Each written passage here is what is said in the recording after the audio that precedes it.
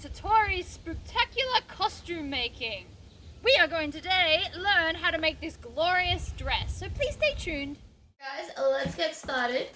So I haven't even read the instructions, but for the most part, I reckon I should be able to do it without them. It's a pretty straightforward design. The only thing I'll probably have to look up is the sleeves. So, let's get started. Obviously the sleeve part's on top, of course it is. Alright. So I'm making it out of velvet. So Panne Velvet. It's a nice cheap one. That's mainly why I chose it. It's also because it's got that texture. I think it's going to look really cool as the costume. And I did not pick the green. I know most of you probably think I picked it, but my child pointed to what colour I had to wear. And this is the one he chose. So, this is a sleeve. So the first thing I'm going to do is sew down the side. Now the reason I'm doing a sleeve first is because it was on top. I have no real plan for this. I'm just going to go through everything. Now you will find that velvet may not be your best friend. It's very, very slippery and it tries to curve at the edges. It tries to kind of roll in. So my suggestion is pins, which mine aren't even near me. Whoops. Oh, I'm going to sneeze. Right. So all dress patterns that you buy from a shop like this have a 5/8 of an inch seam allowance, which is 1.5 centimeters. I'm not sure why we work in the not metric thing. I don't know. But anyway.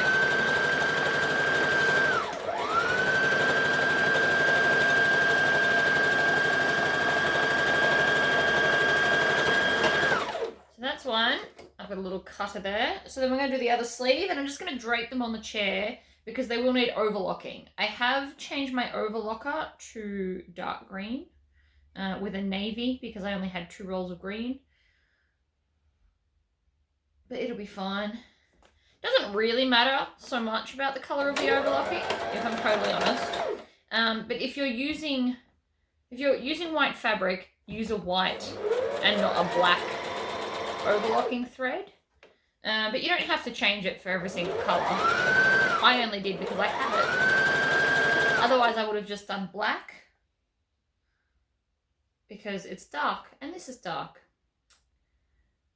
So you don't think that you have to buy the same colour overlocking thread for everything you make. Nobody but the person wearing it sees it anyway. Or the person washing it, you know. So this is slipping. The top layer is slipping, which I did anticipate. And the reason the top layer slips is because the foot isn't gripping it like the feed dogs at the bottom.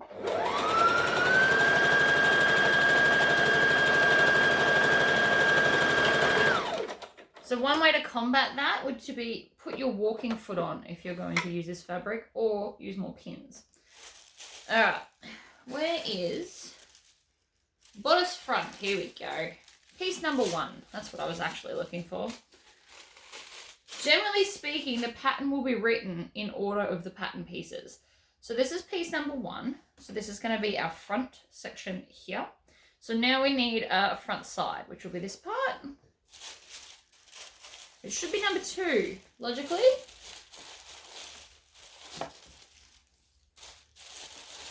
Probably should have done this before the video. Sorry, guys. That's piece number 2 there.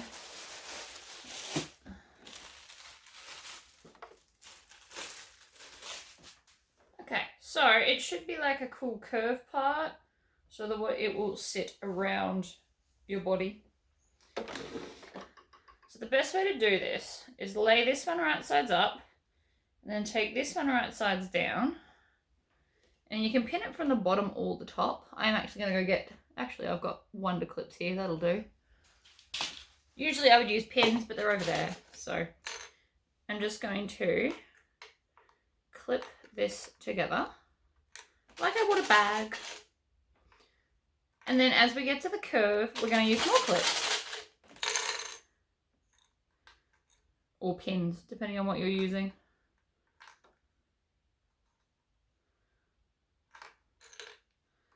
And the pins are pretty much, these Wonder Clips are pretty much the seam allowance, so it's a good kind of guide.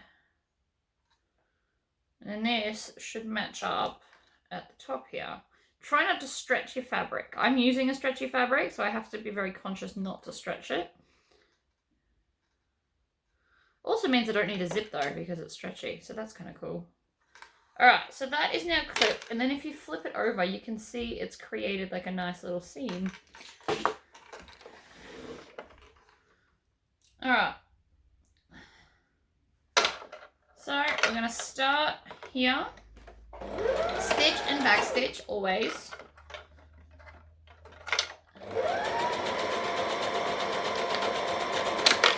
Whoops. Try not to get rid of your clips everywhere. It also helps if you have more space here on your table.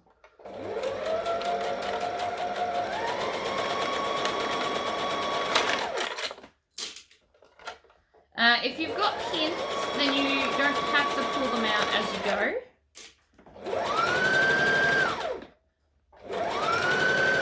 My big plan is to do all the overlocking at once. Well, obviously not all of it, but basically before we cross over seams, you sew as much as you can. And so now, if all went well, you should have this lovely non-puckering seam. This one might look like it puckers a little bit, but that's because it's velvet and it's a nightmare to work with. But we do it because my child asked me to. So this one should have been cut on the reverse. So now I'm just going to, again, start at the bottom. There's actually not that many pieces to this pattern.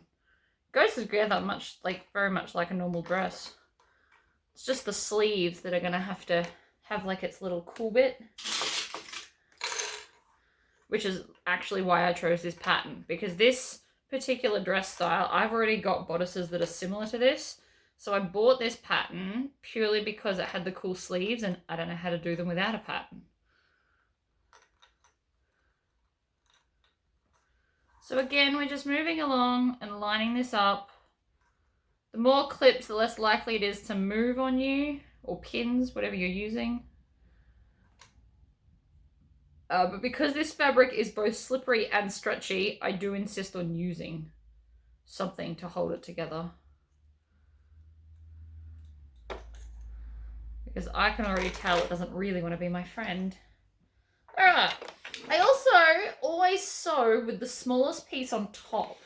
That's just something I've always done. So this time I'm starting from bottom to top, whereas the other way I went top to bottom. So we're going to stitch and back stitch.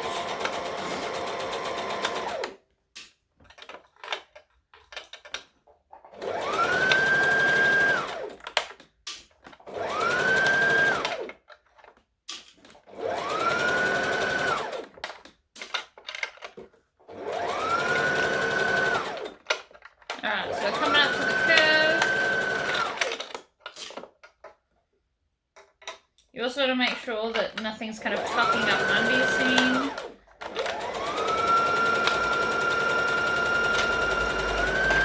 And then back stitch at the end. And trim your tail there. Cool. So that's now our front section. And it's got like a cool neck bit, but we'll get to that. So I'm going to hang that on my chair as well. So now we need the back piece, wherever it may be hiding. Back.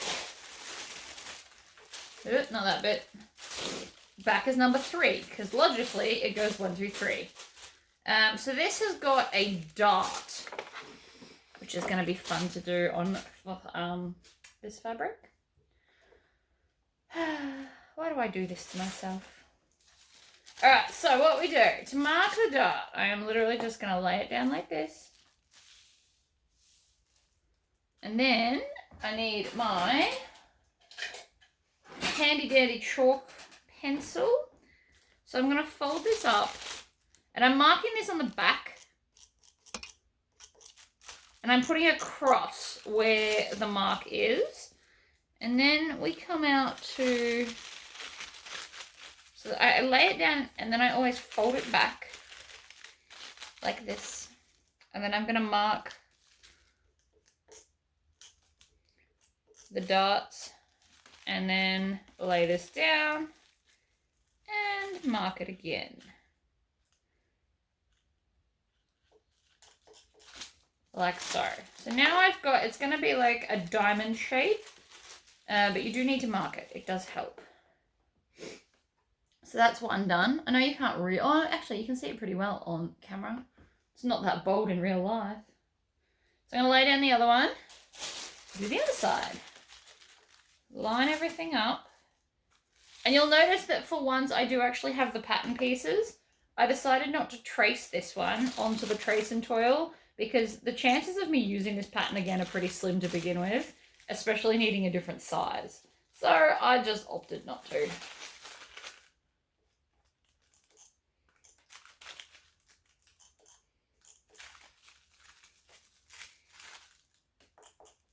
There.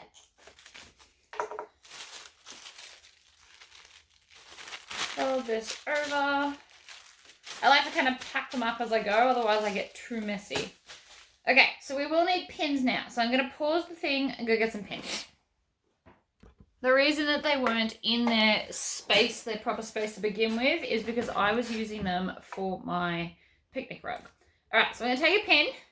And then at the part where the V goes out, we're going to stick a pin in at one cross and then pop it out at the other one. And then we just squish it together so that they're lined up like this, and then put the pin back in to hold it flat.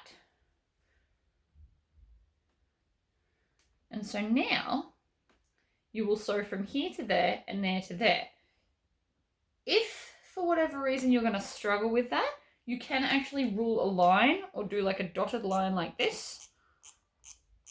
We're coming to there and then we're coming down like that. So you can mark that on there if you need to.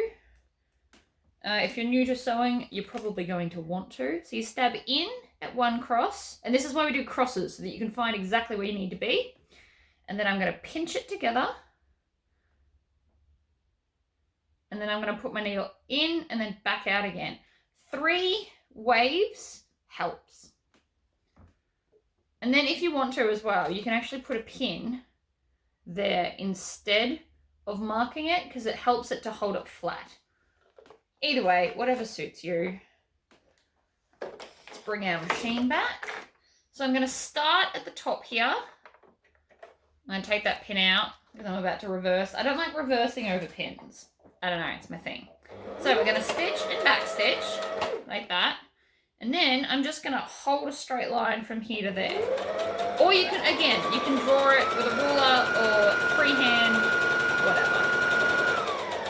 So now that I'm going to get to there, I'm going to put my needle down, pull the pin out, lift up the foot and then angle it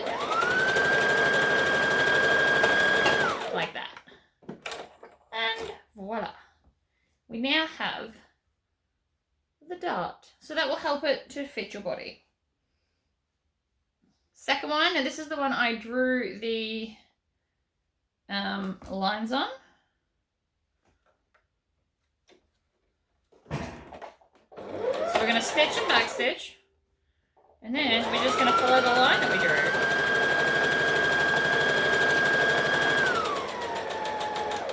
Needle down, take the pin out, angle it back the other way, and back stitch at the end. So now we have our darts. So it will help shape your back. If you're into pattern altering, if you've got like a sway back or any kind of back not normals, not abnormalities, I guess, maybe. Anyway, you can make that deeper or shallower depending on how it fits. But I would do it as a standard, put it against yourself, and then see if you need to make alterations. So, front to back, back to front.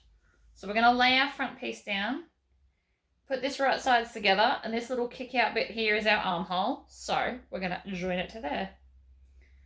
Now, if you're not using a stretchy fabric like me, you may want to put a zip in the back. I, however, will not be, because I don't need to.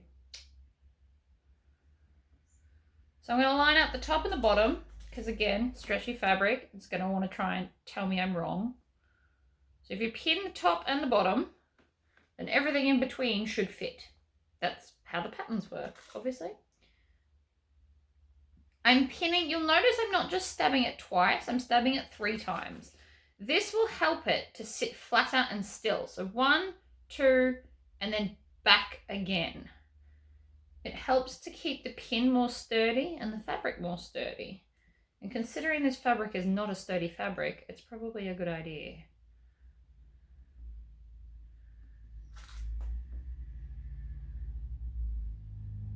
And one more. 1, 2, and 3. We're also going to join the same piece at the shoulder. Pardon me. So I'm going to pin this as well. 3 times, always 3 times. And you'll also notice I'm making sure the pins stick out a bit. You don't want to push your pins all the way in, because then the ball's likely to get stuck under your foot. They're easier to grab if you don't like to run over pins, if you have them sticking out a bit. 1, 2, 3. I'm going to stick another one in there because I can already see that that's going to try and pull. So now, top and side are pinned. We still haven't run over any seams, so I don't have to go to the overlocker yet. However, if you've just got your overlocker right next to you, you can basically sew a seam, overlock a seam, sew a seam, overlock a seam. I'm just trying to have less pauses in the video. So we're going to stitch and back stitch.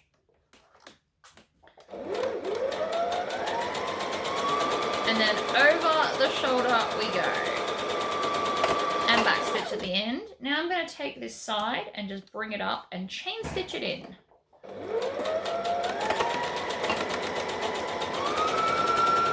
And because I've done 3 pins, you'll notice that the fabric just sits right where it's meant to.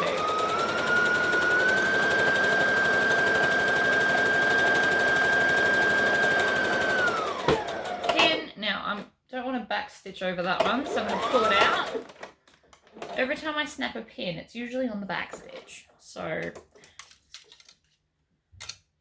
we can also split that there and then take all your pins out.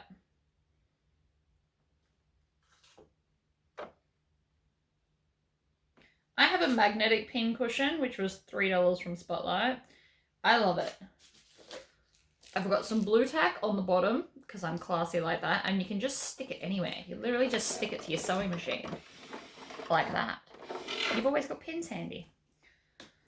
Okay, so now we should have an actual armhole. So if you wanted to, you could put it on, see how it's going. So next one, we're going to do the other side, obviously. Pretty much everything we do twice because there's 2 sides of everything. So again, armhole to armhole. 1, 2, and 3, and then we'll go up and we'll match up the other end. 1, 2, and 3.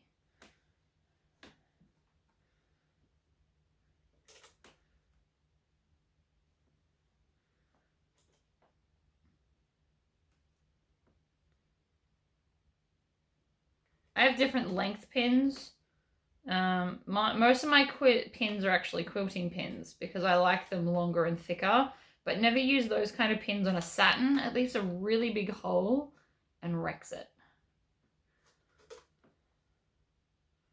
So if you're making a satin version of this, make sure you get satin pins because they're thinner and so they don't disturb the fabric as much. All right, so there's that bit. Now we'll come up and do the top of the arm.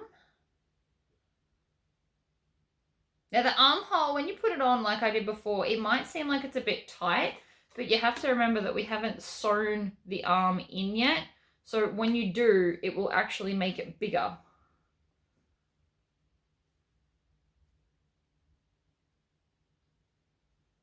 Alright, so I'm going to do the two ends like I always do.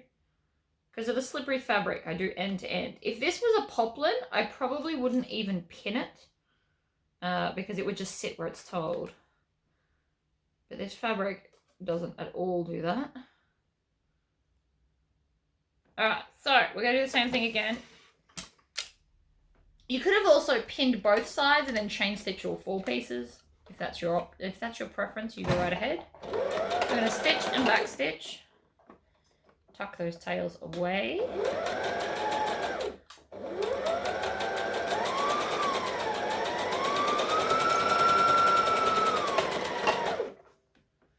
And then next one.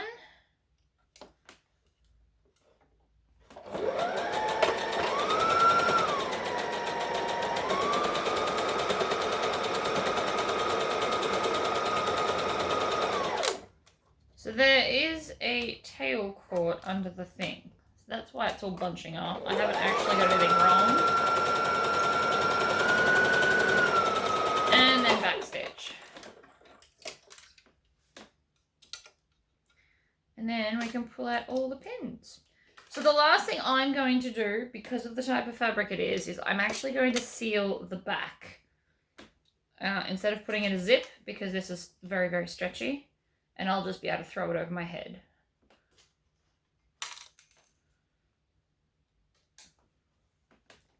So like, see how stretchy it is? I won't need a zip in that. It'll just be a waste of a zip. So we're now going to bring edge to edge together. And it's fine to sew all of these because so far none of the seams overlap, so I don't have to overlock yet. But after this, I will switch and we'll go to the overlocker. I won't go back and forth to the overlocker, but I will show you the first lot, which will be all of this. So end to end, pin it together. I don't know if you've noticed, but now that I'm using pins instead of the Wonder Clips, it's not misbehaving as much.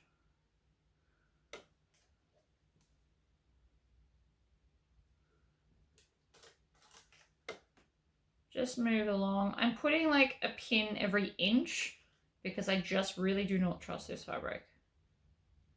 And I want to try and make this to the best of my abilities. Not just for you guys, but because I want it to look cool.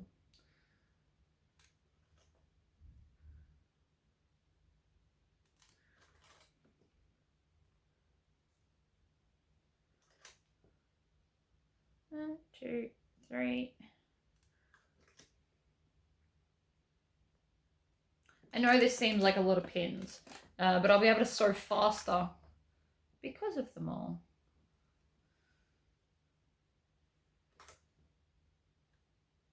And you'll be able to judge it when you're touching the fabric. You'll know how many pins you think you want. And there's no right or wrong answer. You could put more pins in that, you could put less. If I had a walking foot on here, I could probably do less pins.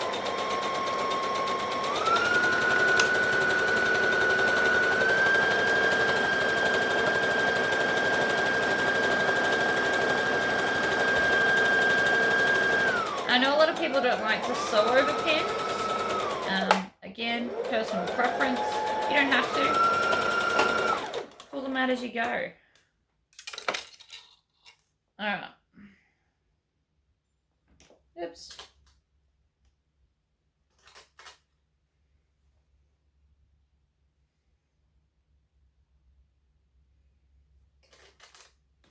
So there we go. So that is now the top part almost done. So you can try it on if you need to. Put it over your head. That's why I'm wearing this.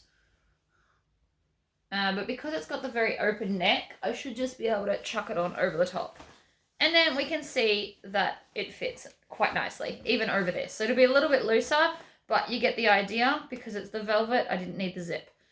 This will have a facing, so we'll do that later. But so far, I'm quite happy with that. So now, let's go to the overlocker, and we're going to overlock this and the sleeves. So this is my industrial overlocker. It looks a lot scarier than it actually is. But basically what we want to do is we don't want to sew an overlock directly on our sew line. We actually want to be a little bit back. So what I'm going to let it do is I'm just going to let it cut off the very edge and then it will overlock. I'm not pulling it, but I'm making sure that it doesn't, when it overlocks, make it too tight. So I'm just kind of helping to guide it through without pulling it. And you always want to leave a tail with the overlocking. So now that has sealed all that edge. I know it looks a little bit fluffy, but that's welcome to Velvet. But that will now be machine washable. And that's why I overlock everything. Although I'm probably only going to wear this once, I'm still going to keep it. So that's why we're overlocking it. If it was just once and then turf it, I wouldn't bother with the overlocking because for one day it wouldn't matter.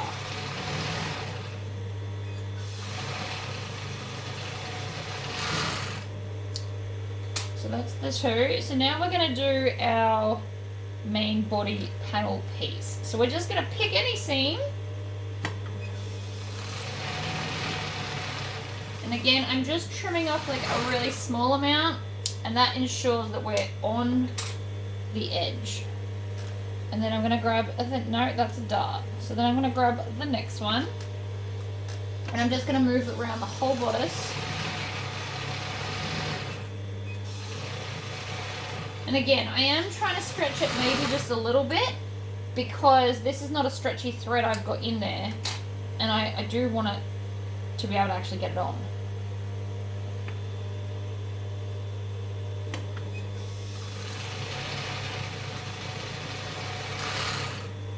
Trim it. Next one, we're just going to work our way around, and then we've also got to do the shoulder sleeves. Now this is the curve, so you want to make sure that nothing is underneath it while we're overlocking it, because it's very easy to curve to accidentally cut a hole in your fabric because it's got a cutter as well. So just be very wary of that. So again, this is another one of those curves. So you just take your time. This overlocker is naturally very fast. So that's all of those seams around there. Now we just need to do the shoulders so that they won't fray either.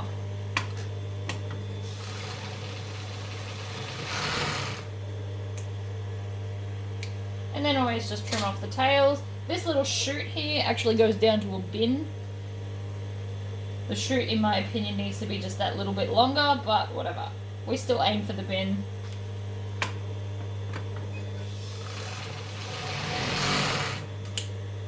Domestic overlockers tend to have a little catcher here, so I would just throw that in the catcher.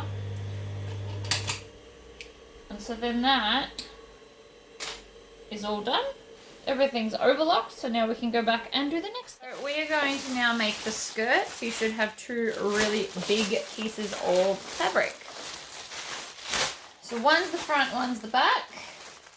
The skirt front was done on the fold, so it'll be a whole piece, whereas the skirt back is two separate pieces. So again, I'm going to fold this up as I go so that it doesn't get too messy in my area. And then this one. And the skirt flares out at the bottom. So I did use the full 3 meters for this. There was nothing left.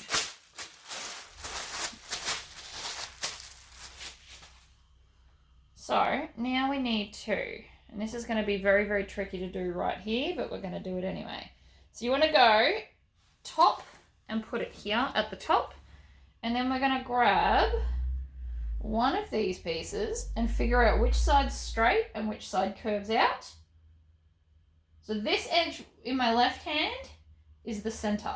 So I'm now going to put this right sides together and pin it to the correct side.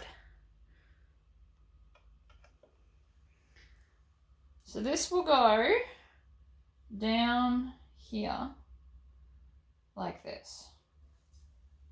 And it gets really wide at the bottom because it's a bit Morticia Adams-y, which is why I liked it, if we're totally honest. The sleeves and the skirt bottom is awesome. So, again, we're going to pin top and bottom and then work our way in between the two. And to be honest, if I thought about it a little bit more, because I don't need a zipper in this fabric, I could have actually cut the back piece on the fold and just taken out the seam allowance. So moved it back the 5/8 of an inch and then cut it on a fold. Although you also potentially would have used more fabric because this was very, very large.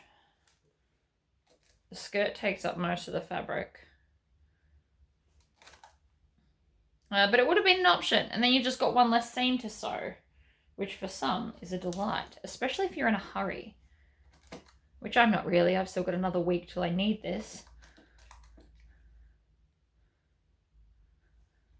But I also really just wanted to play with the decorations out the front.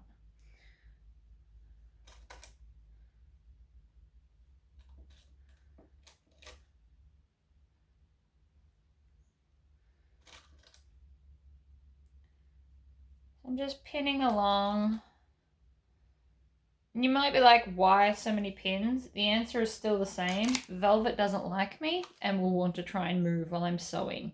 And you really don't want to have like this much of a difference at the end because it pulled. So I'm trying to prevent that as best I can. Oh, another thing, because you didn't see the cutting part, you also need to think of the nap of the fabric. So quite often you'll see patterns, and if the fabric has nap, you need a lot more. The reason for that is because you need when you touch it, you want it to touch it like this and it feels nice. You don't want to go against the grain of the velvet because it doesn't feel good. And you also don't want to cut one upside down because it'll look funny and it'll feel weird. So the nap of the fabric is basically the way the fur goes. You want to smooth the fur down from top to bottom. So that's why I used so much of this. It's like a directional fabric.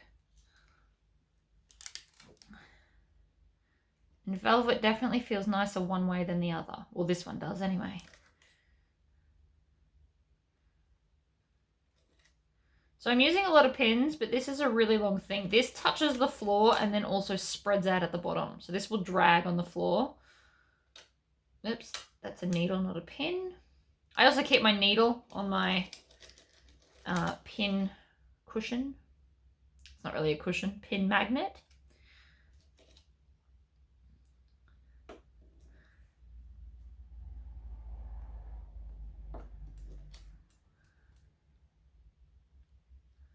Oh, so much pinning. You're just watching me pin at this point. All right. So now I've got that full seam, which is huge, and that's why we use a lot of pins. If you don't own that many pins, pin a section, sew it, and then just backstitch it. Pull it out, pin the next section. Having multiple back stitches won't matter. So long as you make sure that it's not going to come undone, you'll be fine. I don't know if you can see it on camera, but the velvet has shedded all this like fluff everywhere. Lucky me. I'm going to have to vacuum after this. Okay, under we go. Doesn't matter if you start top or bottom. I'm not worrying about it anyway. I'm just going to sew, back stitch. I'm going to pull that one out because I can see it's going to get caught. And then off we go.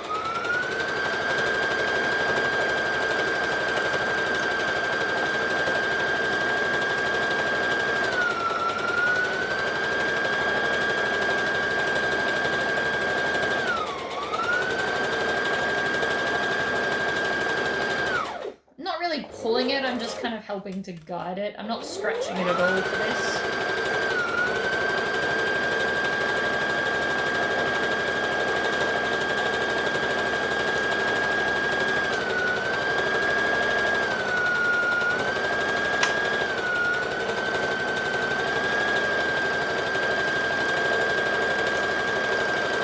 And then when we get to the end, backstitch it. Backstitching only needs to be a couple of stitches. Some people tend to do like an inch. It's too much and unnecessary. I mean, obviously you can do it, but you don't have to. Okay, now we pull all the pins out. Feels like a waste, but if I didn't have the pins in, I couldn't have sewn it that quickly. So 6 in one, half a dozen in the other. But if you're new to sewing in general and you want to make a velvet dress, I highly recommend putting your walking foot on. I think it's just going to help you a lot. Alright, so that's one side done. Now we need to attach the other side. So this one will be easy to figure out. You put the skinny side at the top, or again, you can touch the velvet and you'll know which one the top is, because we cut it correctly. So just a thought.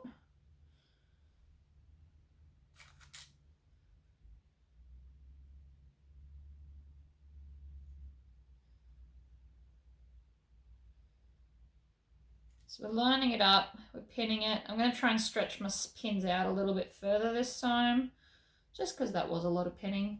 And then we still have to do the back.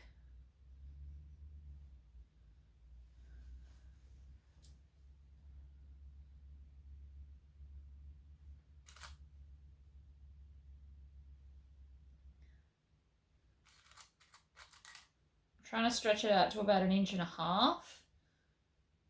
And that way we just don't need to do as many pins, because that was a lot of pins.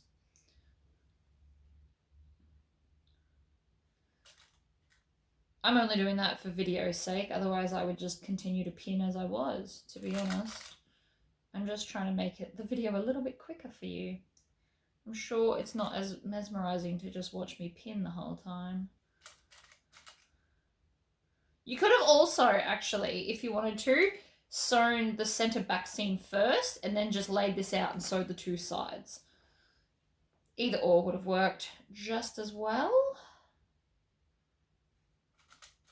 So again, lining it up. I'm doing it in my lap. You could probably do this on a table or the floor, and that way there's definitely no stretching involved. Now I'm going to switch, now that I'm getting close to the end, I'm going to switch to the bottom to make sure that it's going to be even, and then pin my way up.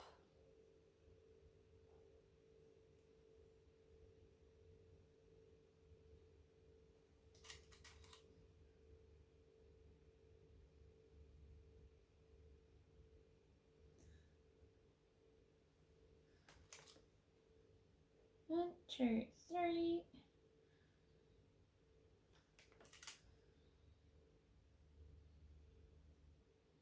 And up we go.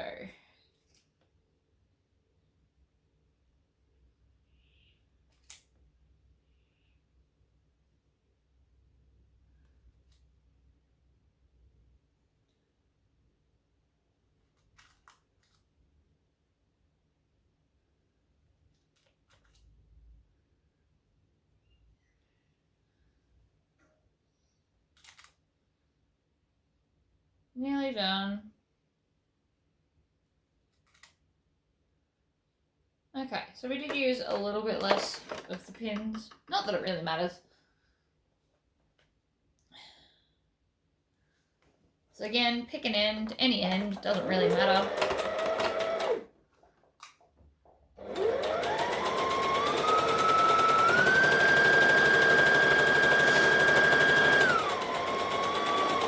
See how that ball of that pin was a bit too close?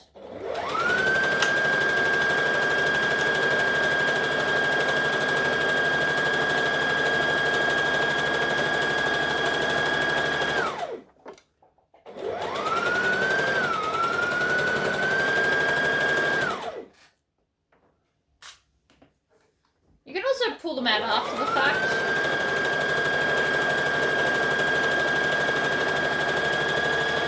But like now that I've sewn all that, I can come and pull them out that way. That's something I quite often do,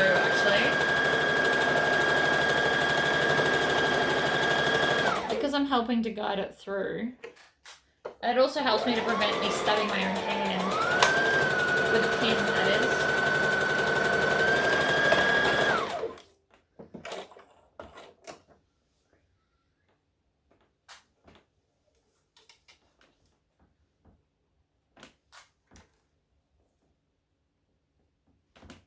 There's not many to go.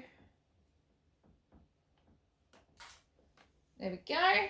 So now it's just the back. So you should have like a nice little wide bit here.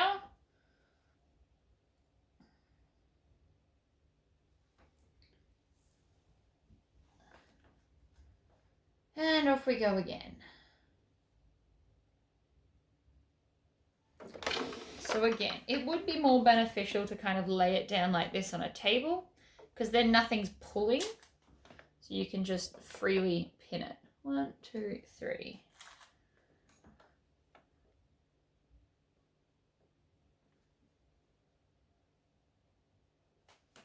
And if you've got a table big enough, laying it down on the table and pinning it would be ideal. And the only reason I'm not, again, is because I'm recording. Otherwise, I'd probably go chuck this on my cutting table and find more pins in my house and pin multiple bits at once. So I wouldn't have to stand up and down so often. I do have a box of pins here somewhere.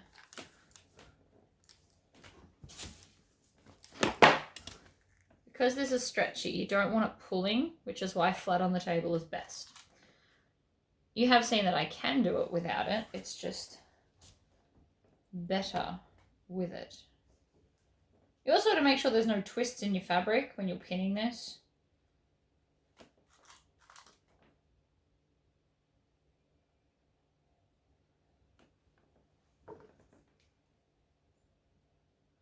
We're not too worried about the bottom because we are cutting out the cool shape. I have decided we're doing that. And then I'm guessing that we need to zigzag the edge so it doesn't fray. Although the bottom of it fraying wouldn't necessarily bother me. It'd give to the look of like a crazy witch lady.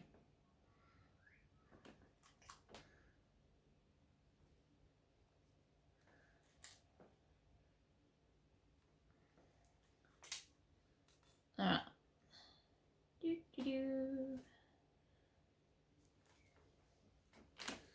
I've only got a small section left now, which is nice.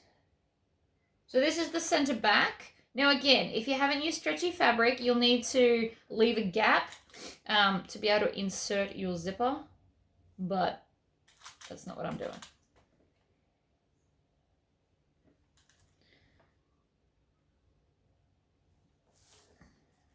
I actually like Panne for costume stuff. It's pretty and it's very cheap. So this is the cheapest velvet the Spotlight sell, and it's like goes on sale for like $4 a meter or something crazy cheap. So it's perfect for like costumes like this. And it's stretchy, so you don't need a zip, so it works out cheaper to make it out of this for a one-off. Alright, so I'm gonna pick an end, any end, and then we're gonna overlock after this.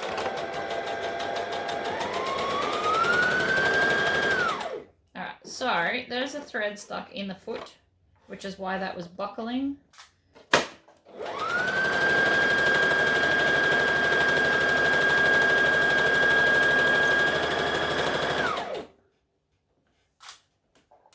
Oops, ow.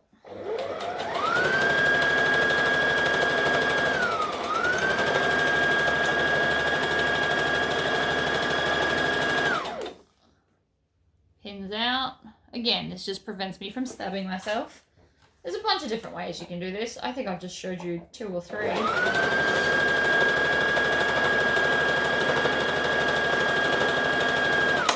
And no solution is better than the other. I don't like stabbing myself, which is why I usually do it like this. But I also like speed sewing, which is why sometimes I do it the other way.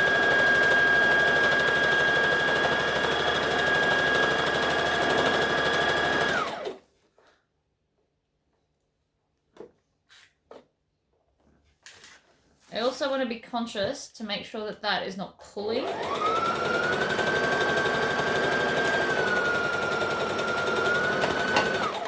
So you do in fact want it to sit on your table. I do need to buy like a tiny little something to put this on in the middle of my room. Alright, so now we should have a glorious skirt. So now we need to go and overlock all of those before we attach it. So I'm not going to show you that. I'll just go do it and we'll be right back. It got cold, so I went and got a jumper. Just if you're wondering why I've changed clothes. So, we're going to go back to our main top part. And we're going to now attach the facings so that the top edge is nice. So what I have done is I've got a medium woven on the back of this. If you're worried about your fabric fraying, you can zigzag the outside edge, but I'm not worried, so I'm not going to do that. And then, again, if you're going to do a zip, we're not going to join these, but because I don't have a zip, because it's stretchy, I'm going to put this on here.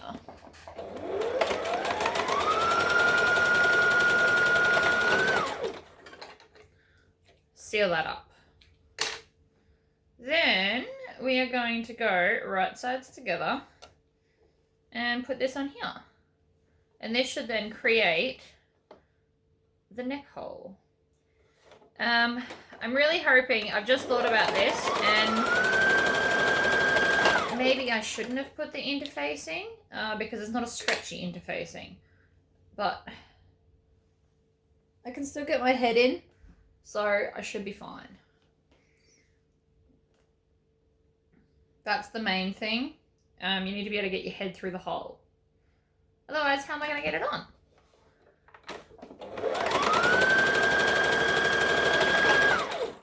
So sew it together so it's now a loop. And again, make sure your head will fit. Also, you've got to remember we're about to have the hole a little bit bigger, but you just want to make sure you can get the dress on. It is important. You should test it. So this is now the neck hole. So we're going to take our top and shoulder seams to shoulder seams. So these seams at the side are the shoulder seams. So we're going to put right sides together. And I'm going to start at the shoulders. You can start wherever you like. Now this is not meant to go the whole way across. This is just like a little insert. Another option that you could do for this is to just tuck it under and top stitch the hem around the neck. Or you could cut it and make it look kind of jagged. It depends on the look you're going for.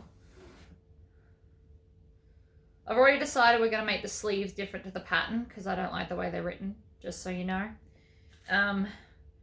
The sleeve has like a little loophole so I can tuck it to my hand, but I'm not going to do that because I think it'll annoy me while I'm handing out Halloween lollies. So I'm just going to do the cool flouncy bit and I'm going to skip that other bit. Even though I cut it out, that's not really my point. I just think it'll annoy me. And I hate it when costumes annoy me. It means I'm in a hurry to get out of them. Okay. So I'm just pinning around. So I'm basically joining up all the seams. That's currently what I'm doing. The front bit's going to be the hardest to pin, so I did it last, because that way at least these pins are holding everything else in place. So now we want to come to the V point and match those two up.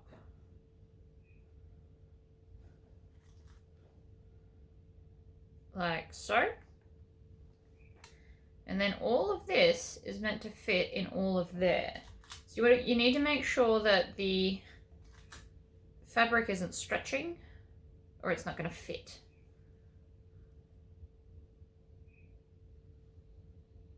And that's the trickiest part, if I'm honest, not stretching the outer fabric. So I'm going to have lots of pins in this to hold everything right where it needs to be. Because I don't want any puckers or pleats or anything. I want it to try and be as smooth as possible. Another option is use a stretchy interfacing. You can get them. I don't use it enough to warrant having a roll of it because I rarely do stretchy fabrics to begin with. But Spotlight does sell it. It's in a Birch brand. I'm pretty sure the packaging is yellow and it says stretch. And you can get an iron-on stretch interfacing. I just don't have one. I'm not driving in an hour for 20 centimeters of stuff. All just seems a bit much. Really? So again, you can see how many pins I'm doing compared to the back because it's going to try and move. We're going to be going around curves. I know it. So we're trying to prevent that as best as possible. I also don't want any pleats anywhere. I just want the whole thing to behave itself. So the more pins the more stable it is, which means the less stretching and moving.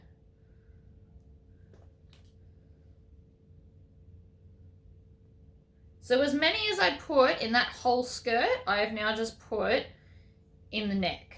And you can see, it looks like a crazy amount. I look slightly insane, but I now know that I can stitch it nice and quickly without it moving, which is what I want. So I'm gonna start anywhere. Here looks good. We're gonna slot it in, needle down. Now we're sewing in a loop, but for this, I am still going to backstitch. And I'm gonna sew slowly. Even though I said I'm gonna go fast, this is fast for the neck piece. This bit's the easy bit because it's like the nice curve. It's the front curve we want to make sure we get right, which is why there's a million pins in it.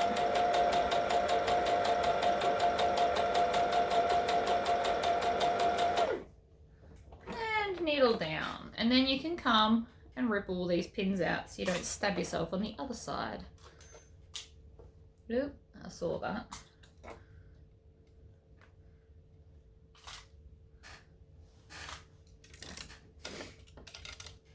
All right, so we're coming down to the point. So I'm gonna make it a pointy point. And yes, I did just say pointy point. Otherwise you could also curve it so it's not, but that's just not who I am. So we're gonna have a point and then I'm gonna lift my foot and pivot the other way to make sure it's extra pointy. And then up the other side.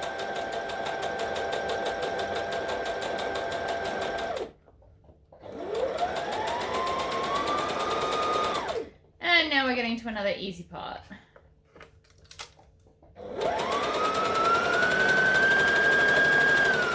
And back to the start and backstitch. And we are done. You can take all of the pins out. I'm now going to do what's called understitching in a second, once I pull out all these pins, to hold the neckband down without having stitching on the outside. But the first thing I need to do is at that point, we're going to snip it down to the stitching. All right, so you're going to make a snip. I'm showing you on this side because it's easy to see. We obviously don't want to snip the actual fabric, but you want to get really close. You can overlock that seam now if you want to. I'm not going to bother because I'm about to understitch it. So the idea is, if we turn this right side out, I'll show you what we're aiming for. So we turn it out, we've now got this. So what we need is we need that to live on the inside like that, while giving us a nice clean edge. So what we're going to do is we're going to pull the seam allowance to the side of our facing where the interfacing is, and we're going to stitch it down. Actually, I might do it from the other direction so I can see better and so you can see better. So I'm going to push this over to that side and I'm going to stitch it. I'm going to stitch all of this to the facing.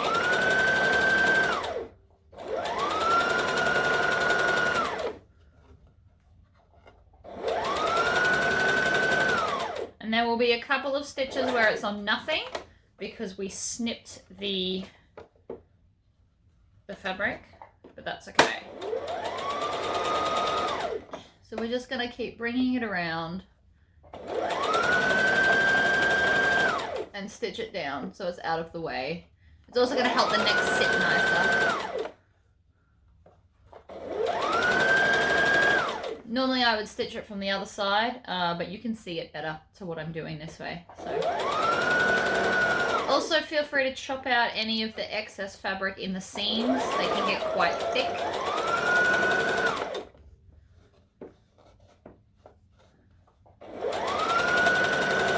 Like this one, for example, might be, depending on the fabric, it might be too thick for your machine, so you might want to snip it out.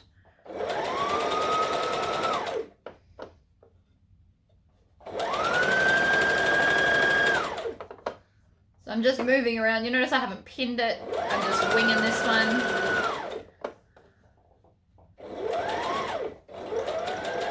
That got a bit thick, so I just had to pull it out. And then here we are back to the start, so we can backstitch, lift up our needle, trim off all the tails, so they don't tickle us while we're wearing it. And then when we wear that, that's going to sit down lovely.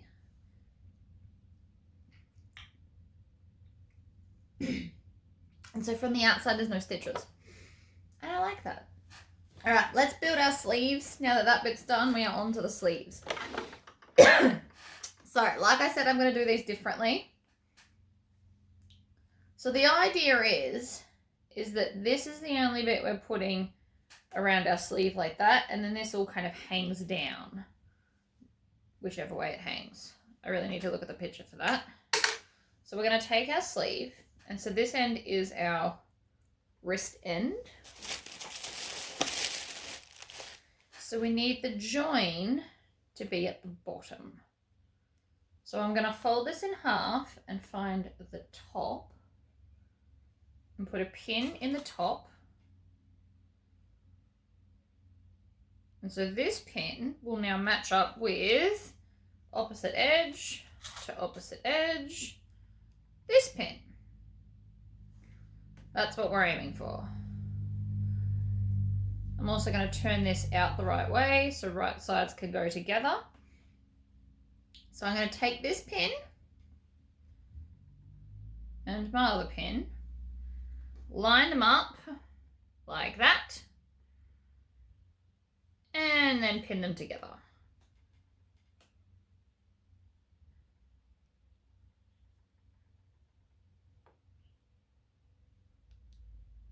Like so. And so now we just need to wrap this all around the sleeve hole. Which, again, fabric's being difficult, lucky me. Also doesn't help that this is like a giant love heart shape, so it's going to be tricky. So we're going to have our pins pretty close together again, because it already doesn't want to play ball.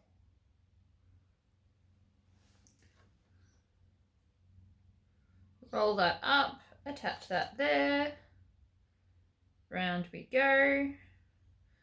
So at some point this will most likely overlap.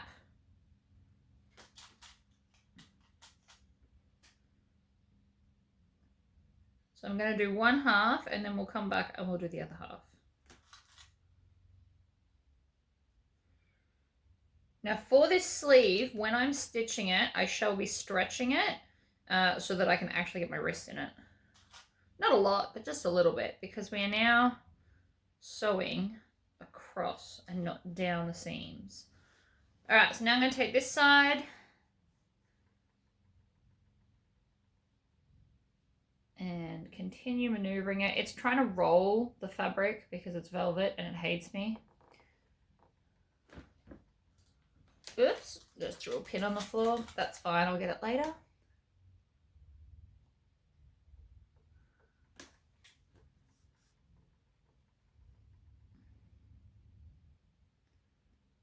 So it is meant to overlap according to the picture.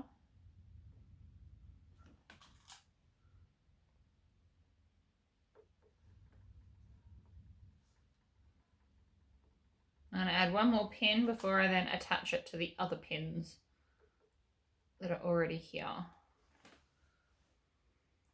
So this is very fiddly, but it's mainly to do with the fabric.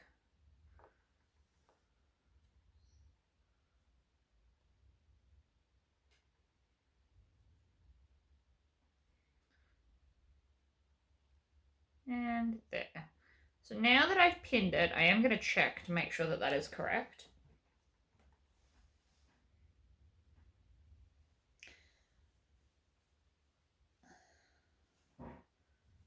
And the best way to do that, I know this is potentially going to hurt, I always just like to try it on. It solves all my problems.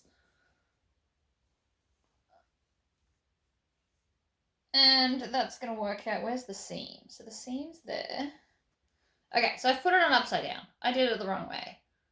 See how it's covering my hand? It's meant to be the other way. So now I have to unpin all of that. I'm so glad that I checked. Alright, pull all the pins out, start again. So that means that the center of this goes to the bottom seam, not the top. And that'll solve that problem. So there. See, this is why we check things. It's going to go to here. And then we're going to pin again the same way we just did.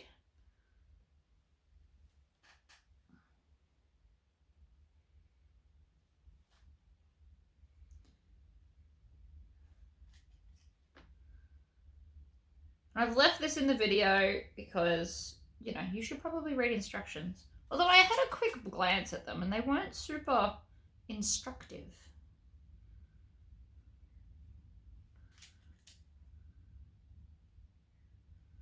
So anyway, I'm just going to move around the sleeve again.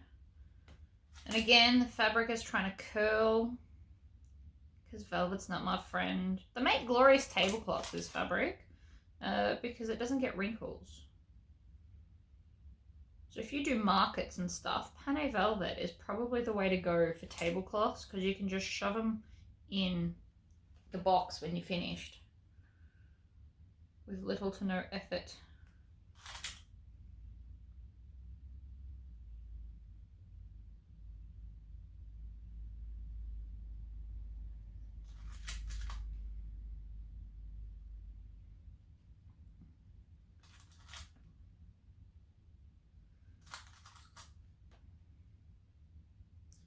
Alright, so that's enough pins, but now I just need to finish pinning this part into the sleeve so it will overlap.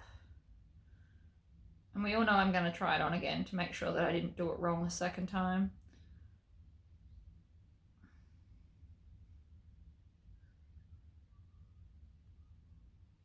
Now, I'm making sure that I'm pinning it 3 times. So I'm stabbing the pin 3 times. It's going to hold this so much better. 2 and 3. Alright, so now I'm feeling more confident that that is now correct. I'm going to put it on. Be careful of the pins, don't stab yourself. Yeah, that's better. See how that now hangs at the bottom. So that's what we needed. Now we just need to sew it. Now I need to stretch this a little bit when I'm sewing so that I don't make the armhole so small I can't get into it. I don't want it to be too tight because that will annoy me. So, foot down. This is going to be tricky.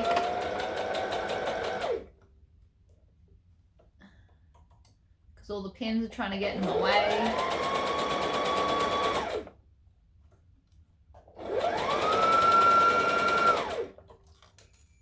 And they're falling out. It's never a great sign, is it?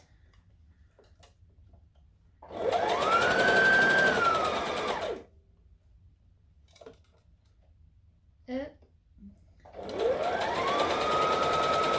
is a pretty tight space though, so oh, there you go, I'm back to the start. I didn't even realise. Excellent. Trim that out. I will definitely be overlocking that seam so that it's not as fluffy as that. But that is now one sleeve done. Pull it up onto your arm. See, it looks fabulous. I like it. Next sleeve, we're going to do the same thing. So turn this right sides out.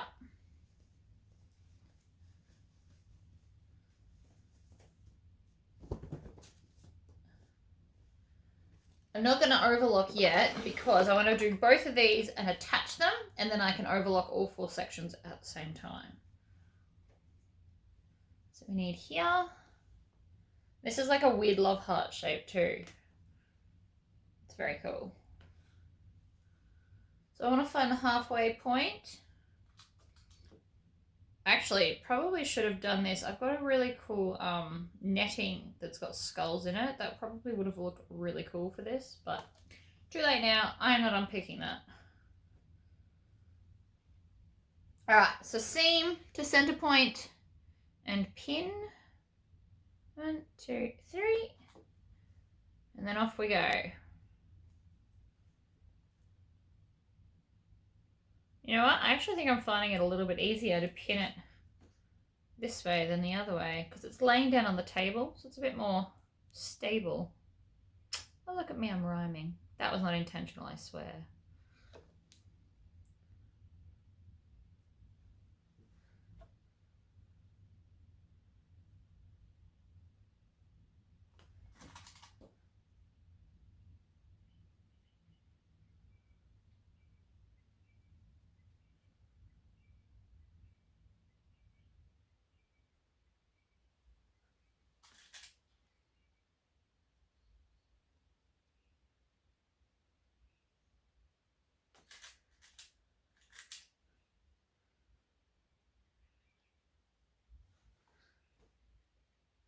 Alright, so that's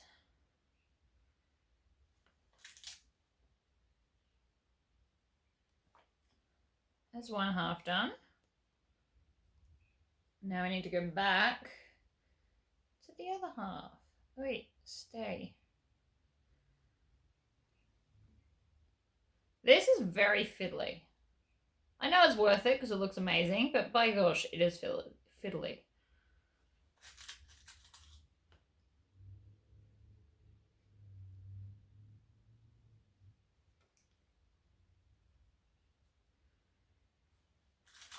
I'm sure it'll be worth it. The sleeves will be fabulous. They'll be my favorite part of the whole thing. I already know that. And they'd want to be because this is fiddly. And I hate pinning on a good day. This is like excessive amounts of pinning.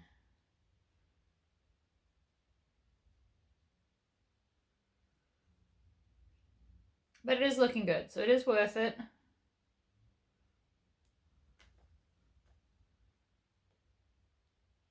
They did have easier sleeve options, by the way. And just stubborn. It's fine. Okay, done. Now let's sew it. Which is the trickiest part, because the pins get in the way from the other half. But because it's such a small wrist hole, I can't really put it like around here either. You just have to suffer through. Pull that back. And pull out the pins as I go over them. I think might be our best option here. One at a time.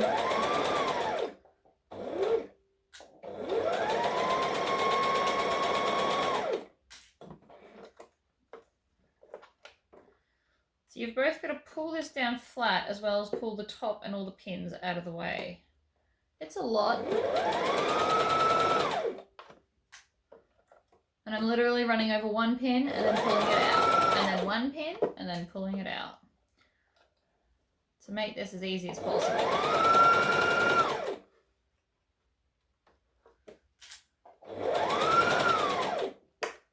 Needle down before you kind of pull at it as well.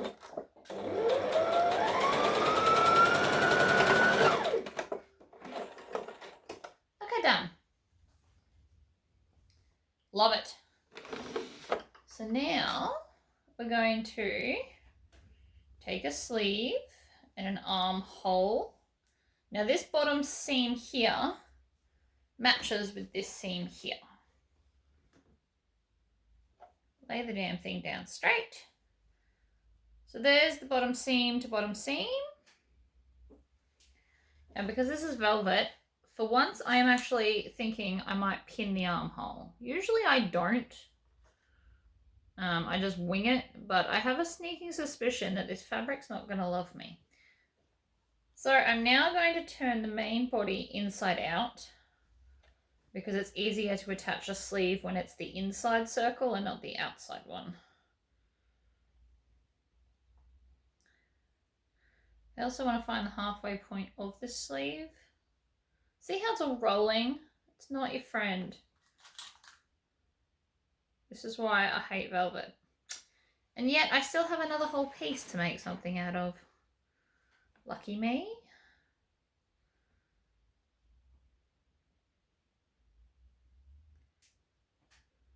Put that up there at that seam. So that's your shoulder seam. And then I might just do that many pins because I always find that I do a good job of armholes with less pins. I just have to be really conscious that the fabric's going to move on me constantly, which is definitely less fun. So what I'm going to do is I'm going to hold it. Oh, maybe. Oh my goodness. Velvet. Don't recommend this fabric to a beginner. I'm not a beginner and I'm still not enjoying it. Ah, there we go.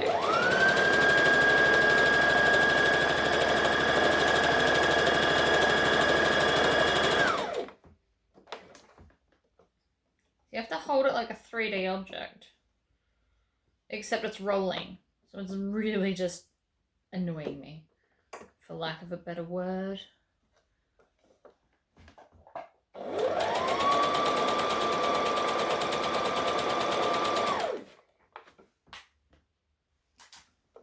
Pull the pins out because they've all served their purpose. So we're holding it like a 3D object because we're sewing in an armhole. And holding it like this helps, I promise.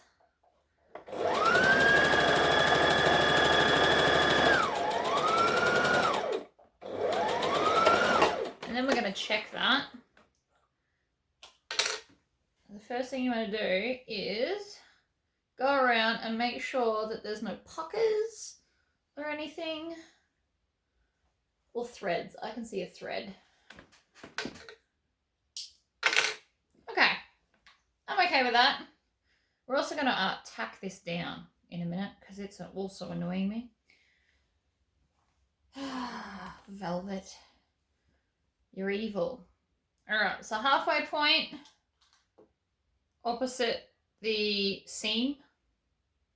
Seam goes to side seam of body, and then you put the sleeve to the inside because it's easier to maneuver around than on the outside. Alright, bunch of pins at that seam to hold everything in place. And then halfway point goes to shoulder.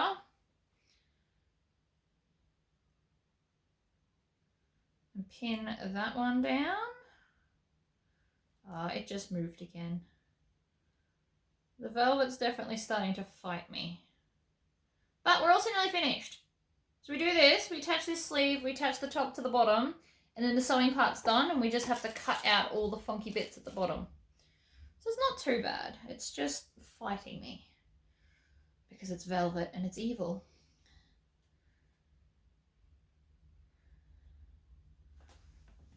I've seen a lot of people interface this and do it in bags, and it looks great. But interfacing means it's not as evil because it's not trying to move around on you. Alright, so stitch and back stitch.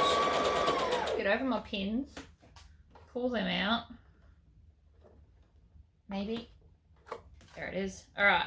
Now again, we're going to try and do this armhole. So I'm going to hold it.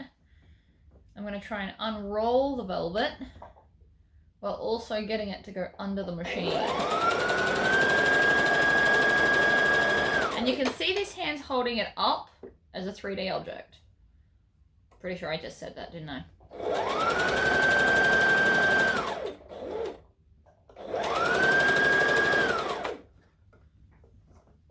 You also want to flip all this around.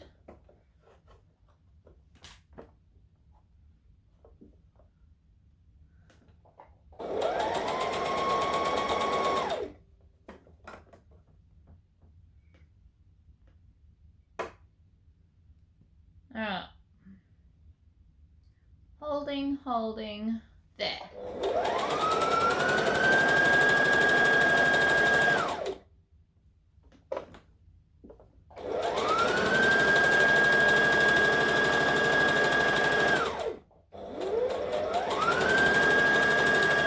And backstitch. And then again, we're going to check the arm. Out of any hole I can get it out of. Yeah, awesome. Alright, so they're in. Don't worry about this hanging out. We're going to deal with that in a minute. I'll deal with it last, in fact. So, now we're going to take our skirt. And you want, obviously, the top, which is the skinniest end, because the bottom goes all super wide. Now, the seam is at the back. So we're going to join the seams to the seams. So the back seam, where are you? All right, back seam to back seam, right there. And you can see how the velvet is rolling on the edge? It's frustrating, to say the least.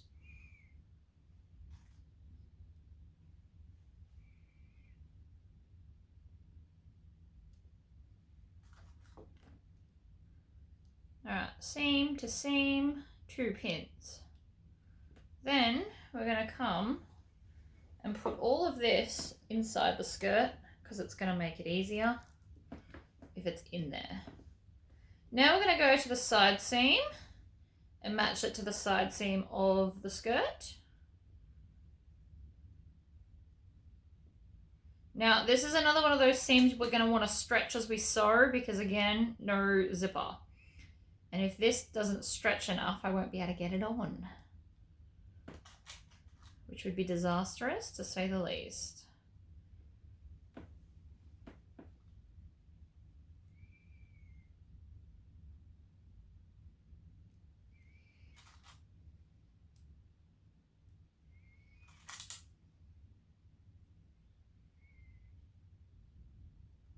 Right, so side seam to side seam, and then just for good measure, see, it's rolling. Look how much that just rolled. Oh my God, stop it. So what I'm actually going to do is I'm going to sew the back half and then we'll come back and readjust and do the front half. So I'm going to start at that side seam. Under we go. Stitch, back stitch. You'll notice I haven't done any overlocking yet because no seams are crossing over. So I can just do it all together at the end. So now I am going to have to both unroll this and stretch it at the same time. Like so. So we're going to do it in very small sections. So again, I want to make sure it's unrolled.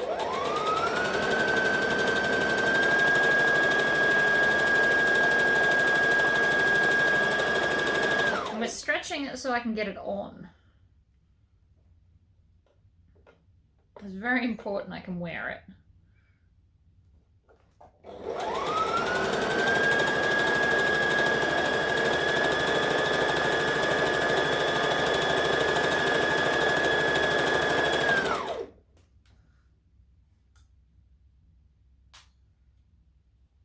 So it's almost got like some gathering going on, but that's okay. Because if it looks weird at all, I can always just put a belt over it.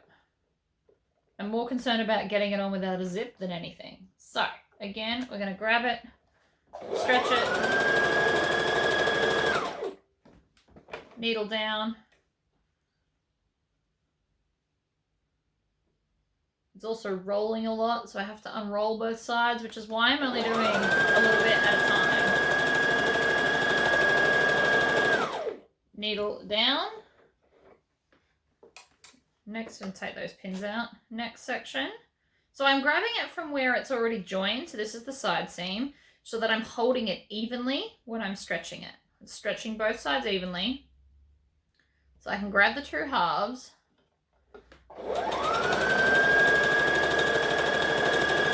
And then stitch them. And this is how I'm avoiding using the pins. But the more you stretch it, the more it tries to roll. So it's like, you know, it's not counterproductive, but it's definitely tricky.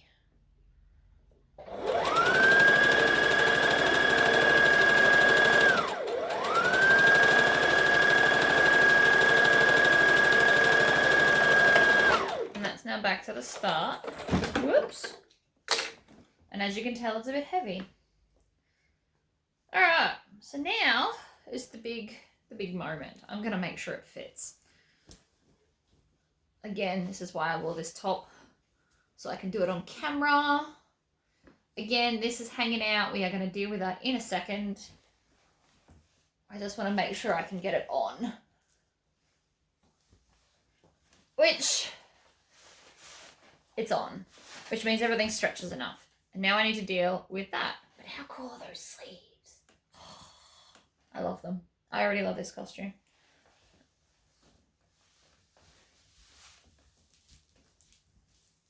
Okay. It fits. I can get it on, so I'm happy. It's always good to check that. And you check it as you go with the different steps to make sure that you don't have to unpick the whole thing if it's incorrect. So this, where this seam is here, we're going to tuck it under and I'm going to attach it to that overlocking. And what that's going to do is that's going to help kind of plant it in its spot. So we want to pull it back as far as we can so that it won't keep poking out. And then just on that overlocking, we're just going to go back and forth and kind of tack it in place. And so now that one won't come out.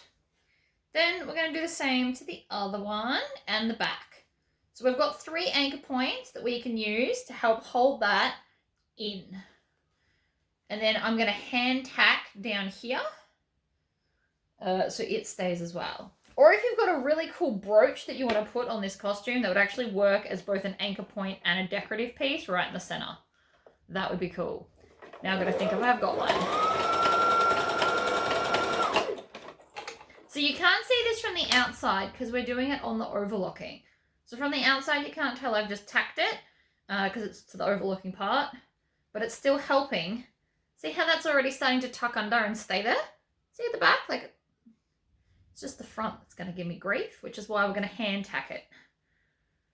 Even though I hate hand sewing, as you all know, sometimes it is for the greater good.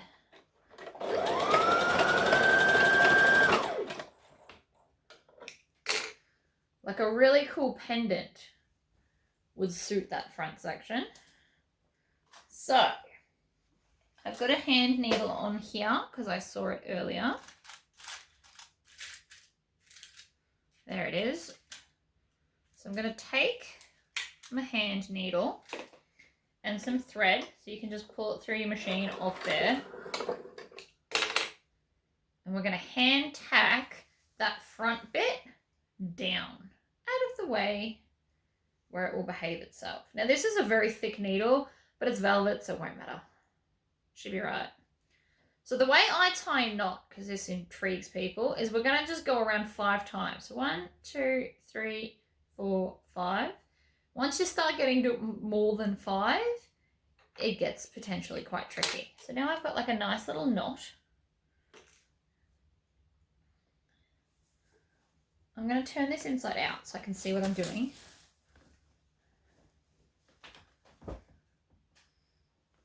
And then this, I'm going to hold it so it's sitting flush like that, and then bring it down, and I'm going to tack it at the very bottom section. I don't want to tack it here because that's not going to help me. I need to tack it down here. But I want to do like very minimal. So I'm going to go through once more and then essentially just tie it off. And that'll be it. I don't need to do, it's not a button. It's just to hold it in place. So now that I've gone through the second time I've got my loop, I'm going to go 1, 2, 3, 4, 5. Pull it, and that's knotted it off. Start to finish, we only went through the fabric twice. But now when I turn it back, because it's velvet, you won't notice. And it should, and I say should, hold that neckline in. See how it's not poking out anymore? Voila. I love it. All right, so I'm going to overlock this and then we're going to go to the cutting table so I can show you how we're going to do the bottom, or how I'm going to do it. Right, so I have laid the bottom out flat. I don't care about the rest of the dress. And then we're going to take this and we need to cut out these little kind of gap bits. So I'm going to put this right on the edge so that we're going to get a nice one there. And then I'm literally just going to cut up like that. Then we're going to take the next one and we're going to line it up, pin it on again, and then cut up, and then up the other side as well.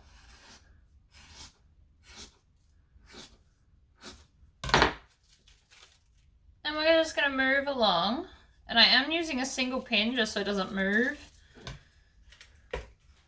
The other option you could do is you could draw it on.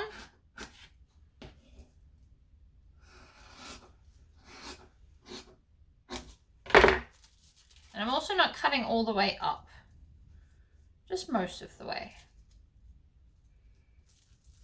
Again, pin it on, trim, up.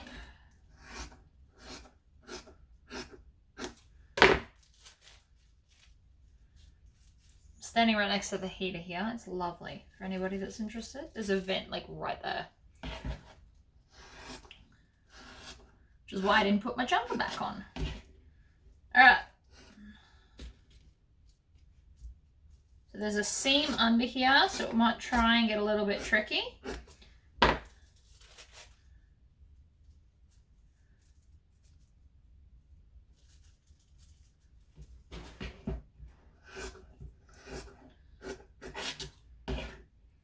Get rid of that. And then up to the other side.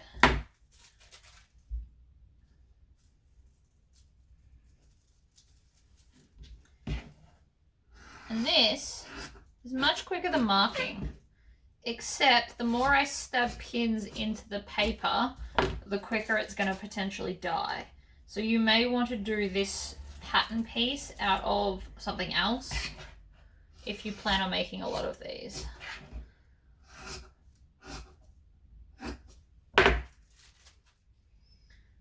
See, and that, even though I didn't check this, that's going to work out pretty much perfectly.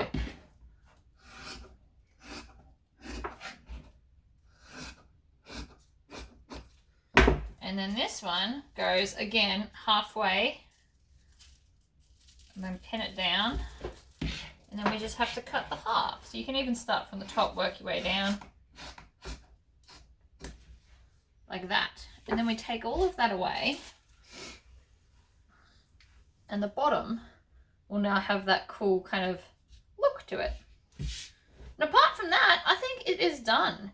You can obviously decorate it and put like cool embroidery or beading or whatever, but for my 2 hours of wearing it, I'm probably not going to bother.